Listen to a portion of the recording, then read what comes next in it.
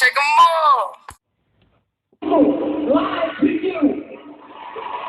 Facebook live to you. Radio live to you. Radio fuck you. You know, it's funny, this article I'm about to read came out August 14th, and yet I hadn't seen anybody try to connect the dots. So let me go ahead and fill in the blanks for you. This was when the 3 guys were arrested. And then around that time, you had Steve Greenberg getting his little interview on, and he makes this statement. If the acts carried on by these individuals were carried out through direction of R. Kelly, he would be charged with this. And now we see how these charges are being linked to his case. The title of this article is Valdosta Man Faces Charge Related to R. Kelly Case. And this was in August. So since then, they have added this as part of the RICO against R. Kelly. According to the article, Michael Williams, age 37, was arrested in Broward County, Florida by the U.S. Marshal Service and is being held in the county jail, County Inmate Records show. He was being held on a charge of tampering with a witness, according to jail records. Williams is related to a former publicist of R. Kelly's, the federal complaint says. On June 20th, 2019, a grand jury in New York indicted Robert Sylvester Kelly, a.k.a. R. Kelly, on racketeering charges involving the Mann Act, a federal law which forbids taking women and girls across state lines for the purpose of prostitution or debauchery or for any other immoral purpose. Other grand jury indictments followed, including bribery. Court papers show Kelly and others are being investigated for extortion, production of child pornography, and crossing state lines for sex with underage persons. Some of the charges involved a woman identified in court papers only as Jane Doe, who was cooperating with federal authorities. The complaint against Williams states on June 11, 2020, an SUV rented by Jane Doe's father and parked outside the family residence in Kissimmee, Florida, was set on fire in an apparent arson. There were 4 adults and 2 children inside the home at the time. A federal court ordered Google to research users who had done online searches of the home's address close to the time to the fire. This led to the phone owned by Williams, according to the complaint. Records from Verizon ordered by court show the phone had been taken from Valdosta to the area of Kissimmee and back to Valdosta from June 10th through 11th.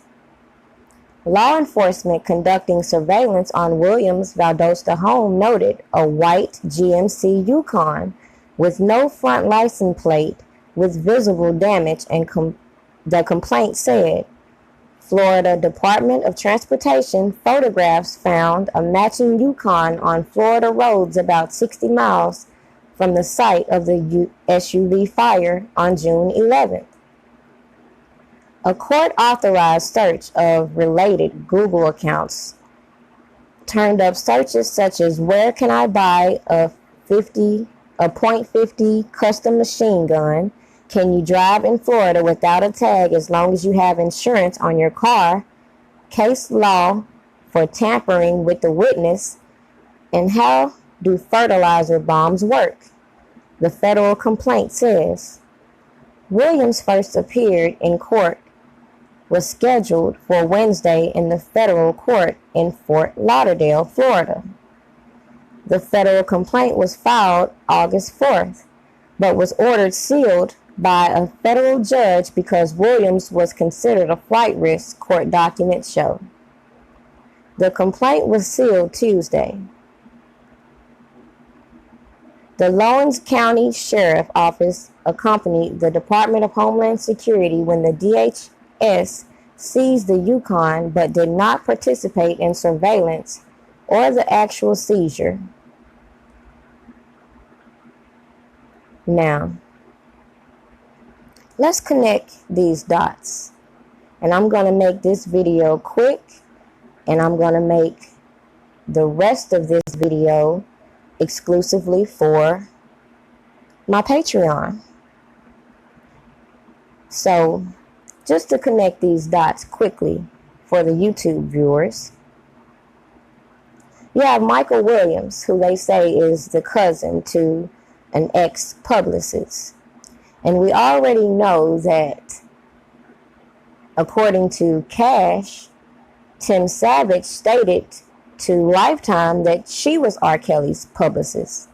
So we can pretty much tell that the prosecution is relying heavily on information that has been forced through by the Savages and many others.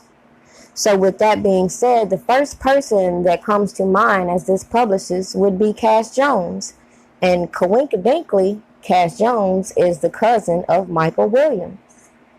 Now let's take a step back, because according to this, we know that the indictment for R. Kelly came June 20th, 2019. And like I've pointed out before, certain individuals knew they were being investigated. One manager was arrested in particular. So in between June and September, a lot of information began to surface to the public. So people were starting to see the deception. And then all of a sudden, there was a growth in these narratives emerging, not only through these blogs, but also the narratives being fed to the news. Now, after this particular manager was arrested, we noticed one of these Jane Doe's parents saying publicly that this person did not threaten another parent, yet he was arrested and another one was still being investigated. Heard nothing else since then. But then all of a sudden, fast forward. In September, there's a rally for R. Kelly. And then we start to see the other person that was still being investigated make himself present on social media.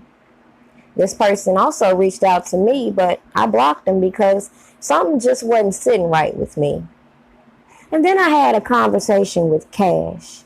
And let's just skim through what happened, what was going on in that time frame that this person popped up out the blue. She then began to tell me how suspicious a certain person was behaving. Then she let me know that this same person also previously testified and got somebody else hemmed up, all over a petty little charge. So to me, that stood out. Now, according to Cash, she told me how she met R. Kelly through watching Julius online. She got in through that way. She then merged in with the Savages and the Clarys. And in talking with her, I could just realize she was leaving out some information. So as I continued to watch, I noticed that this other character was making some very strange claims, considering that I don't know if other people realized that the certain things that he was saying he did are the same things that these people are saying R. Kelly did, which also means that he's implying he did this on behalf of R. Kelly. So it's just mind-boggling to me how people are not realizing how this RICO is connecting. Because if you weren't paying attention, The same time this person was out giving his version of events, people were attacking Cash. And then she got on other people's live and, like some Superman, one of the parents swooped in and kind of silenced her. And yet nobody else thought all this was odd being played out right here on a public platform.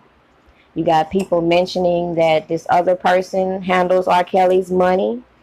You got all these connections forming on these public platforms. And we don't understand what this RICO charge really means. Strange, I say. Because as I've said from the beginning, they knew these sex crimes that they say R. Kelly committed would not stand. So they went for a charge that they knew they can get an easy win. And if this person knew that he was under investigation and got on these platforms and said all these things he's done,